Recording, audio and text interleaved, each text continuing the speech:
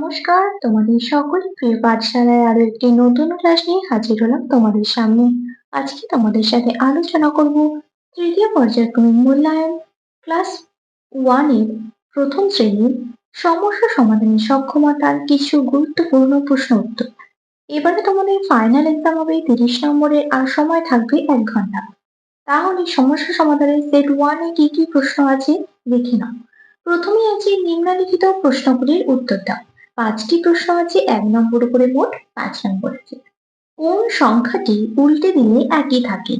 54, 25, 71, 21 না 11? কোন সংখ্যাটি উল্টে দিলে একই থাকবে? 11। এই সংখ্যাটা যদি উল্টে দাও 11ই হবে, কিন্তু এগুলো দেখো এক হচ্ছে না, তাহলে এখানে লিখে দিলাম 11। আগের সংখ্যা ও পরের সংখ্যা লেখো।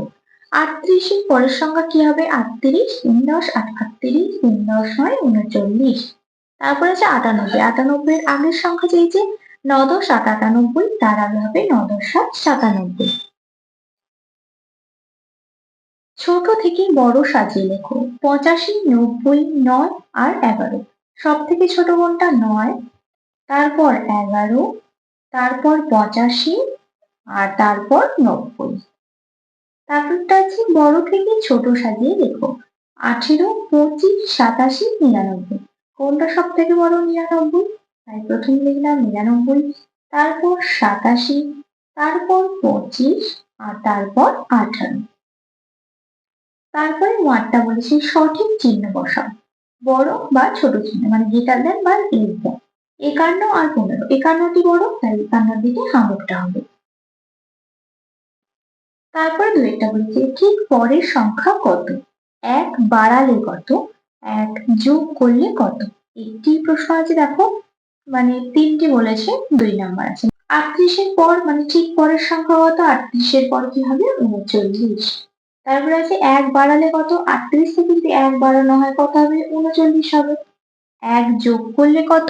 1 যোগ করলে কত হবে? 38 আর 1 যোগ করলে হয়ে যাবে 39।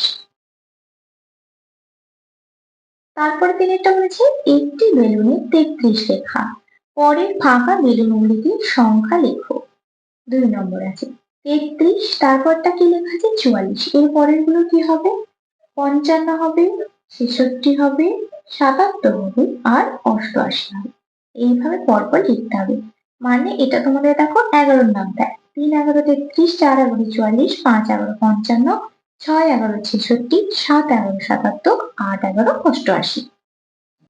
তারপরে চারেরটা বলেছে যোগ করে লেখো। 4 নম্বর আছে 12-র সাথে 4 যোগ করলে হয় কত? 16। 12-র সাথে কত যোগ করলে 26 হবে? 12-র পর 13, 14, 15, 16, 17, 18, 19, 20, 21, 22, 23, 24, 25, 26। কত যোগ করতে হবে? 11, 12, 13, 14। তাহলে এখানে লিখলাম 14। 12-র সাথে কত যোগ করলে 23 হবে? 12-র পর 13, 14, 15, 16, 17, 18, 19, 20, 21, 22, 23। 11 যোগ করলে হবে 23। তারপর দেখো এই ঘরটায় কিছু নেই, এই ঘরটা নিজের মতো করে একটি সংখ্যা লিখতে পারো। 12-র সাথে যদি 9 যোগ করা হয় কত হবে? 21। 12-র পর 13, 14, 15, 16, 17, 18, 19, 20, 21। তাহলে এখানে লিখে দিলাম 21। 12-র সাথে কত যোগ করলে 20 হবে? 8 যোগ করলে 20 হবে। 12-র পর 13, 14, 15, 16, 17, 18, 19, 20। 12 থেকে কত যোগ করলে 15 হবে? 3 যোগ করলে 12-র পর 13, 14, 15। 12 থেকে কত যোগ করলে 18 হবে? 6 যোগ করলে 12-র পর 13, 14, 15, 16, 17, 18, 6 যোগ করলে হবে 18। 12 থেকে 1 যোগ করলে হবে 13। এইভাবে তোমাদের এই যোগটি করতে হবে। এরপর 5-এরটা বলেছে ঘরগুলি পূরণ করো।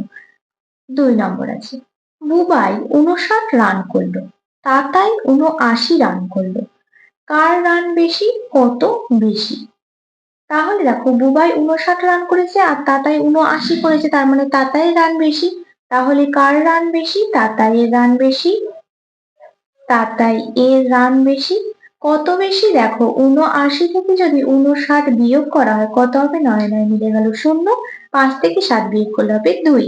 কত বেশি? 20 বেশি। তারপরে 6টা বলেছে এলোমেলো বর্ণগুলি সাজিয়ে অর্থপূর্ণ শব্দ তৈরি করো। 4টি আছে, 4 নম্বর 1 নম্বর করে। এটা সাজিয়ে লিখলে কি হবে? দেখো এটা যদি সাজিয়ে লেখো, এটা সাজিয়ে লিখলে হবে frock. F R O C K frock. এটা সাজিয়ে লিখলে হবে lock, L O C K lock. আর এটার সাথে লিখলে হবে guava, G U A V A guava. আর এটার সাথে লিখলে হবে banana, B A N A N A banana. Frock মানে ফ্রক জামা, লক মানে কি তালা, গুয়াভা মানে পেয়ারা, আর ব্যানানা মানে কলা। তারপরে সাতেরটা বলেছি ইংরেজিতে লেখো। চারটে আছে, 1 নম্বর করে মোট 4 নম্বর আছে। কালো জাম, কালো জাম ইংরেজি কি black berry, B L A C K black berry, B E double R Y, black berry মানে কালো জাম। তরমুজ ইংরেজি কি water melon, B W A T R water A L N melon, water melon মানে তরমুজ। তারপর কি আছে সূর্যমুখী ফুল, sunflower, seven F L O W E R, sunflower মানে সূর্যমুখী ফুল। আর গোলাপি ইংরেজি কি pink, P I N K, pink মানে গোলাপি। তাহলে কি কি হলো, ব্ল্যাকবেরি মানে কালো জাম, ওয়াটারমেলন মানে তরমুজ, সানফ্লাওয়ার মানে সূর্যমুখী ফুল, আর পিঙ্ক মানে গোলাপি। তারপরে আটেরটা দেখো বলেছে একটি গাড়িতে 7 জন উঠলো, পথে 3 জন নেমে গেল, গাড়িতে কতজন রইল? 2 নম্বর আছে। দেখো বলেছে একটি গাড়িতে 7 জন উঠলো আর 3 জন নেমে গেল।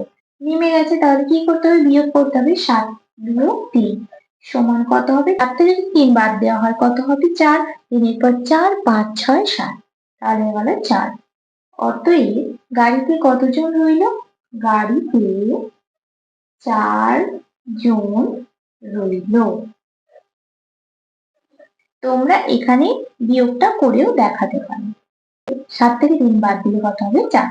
এবার বিয়োগটাও পাশে করে দেখিয়ে দিতে পারো। তারপরে 9 অঙ্কটা বলেছে দেখো, বাগানে 9টা ফুলের চারা ছিল, আরো 8টা চারা গাছ লাগানো হলো, এখন মোট কটা চারা হলো? 9টা ফুলের চারা ছিল, আরো 8টা লাগানো হয়েছে, তাহলে কি করতে হবে? যোগ করতে হবে। তাহলে 9 যোগ 8 সমান কত হবে? 17। 9 পর 10, 11, 12, 13, 14, 15, 16, 17। তোমরা পাশে এখানে যোগটা করেও দেখিয়ে দিতে পারো। অতএব কি লিখবো? এখন মোট কটা চারা হলো? এখন মোট 17টি চারা হলো। তারপরে 10 অঙ্কটা বলেছে দেখো, তুমি 40 টাকা নিয়ে বাজারে গেলে, দোকানদারকে 30 টাকা দিয়ে একটি খাতা কিনলে, তোমাকে দোকানদার কত টাকা ফেরত দিল?